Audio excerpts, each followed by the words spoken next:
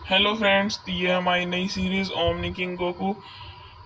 इस सीरीज में हमें दिखाया जाता है कि गोकू का सपना होता है बहुत ज़्यादा पावरफुल होने का, और वो ट्रेनिंग और फाइट करते करते एक दिन ओमनी किंग बन जाता है, जिससे उसका सपना पूरा हो जाता है।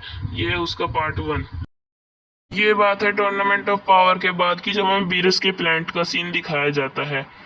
वहां पर हम देखते हैं कि गोकू और वेजिटा ट्रेनिंग कर रहे थे, और तभी गोकू विश से कहता है कि हे विश, क्या तुम मुझे बता सकते हो कि जब टूर्नामेंट ऑफ पावर के बीच में सभी लोग फाइट कर रहे थे और टॉपो ने डिस्ट्रक्शन एनर्जी का यूज किया था, तब कोई भी गॉड उसकी रिस्पेक्ट में खड़ा क्यों नहीं हुआ था? और जब मेरे अंदर से अल्ट्रा इंस्टिंक्ट जैसी दैवीय शक्ति बाहर आई थी, तब सभी गॉड्स मेरी रिस्पेक्ट में क्यों खड़े हो गए थे?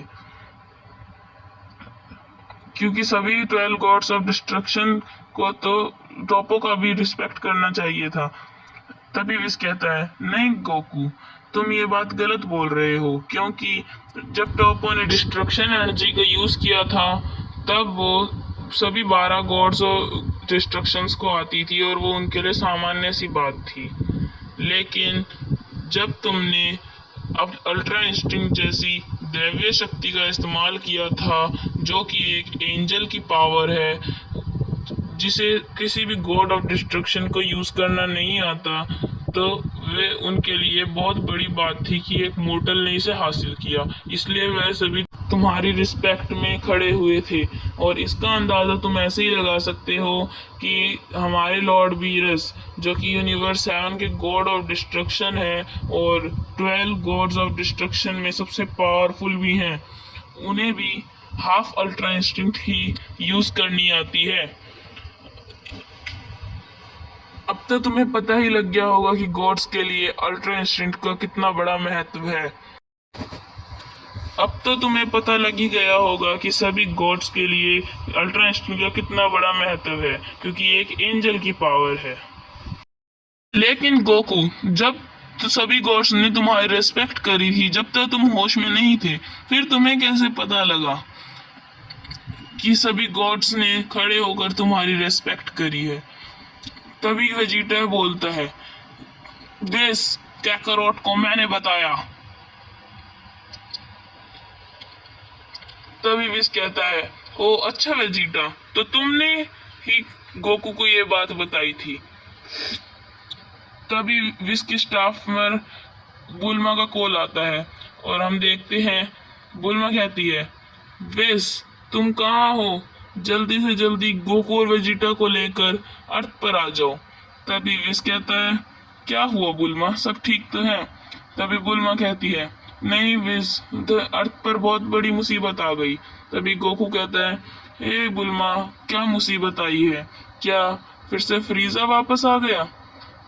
तभी विस कहता है, हाँ बुल्मा बताओ, क्या मुसीबत है?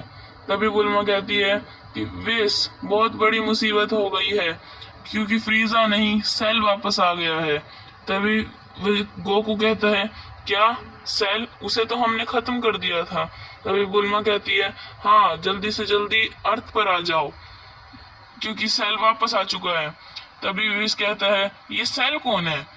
तभी गोकू कहता है, विस, सेल एक एंड्रॉइड है जो बहुत समय पहले धरती पर राज करने के लिए आया था, लेकिन मैंने और वेजिटा ने उसे मार दिया था, क्योंकि उसमें हमारी हेल्प गोहान ने करी थी। विस कहता है, ओ अच्छा गोकू। तभी वेजिटा कहता है, ठीक है कैकरोट, चलो चलते हैं।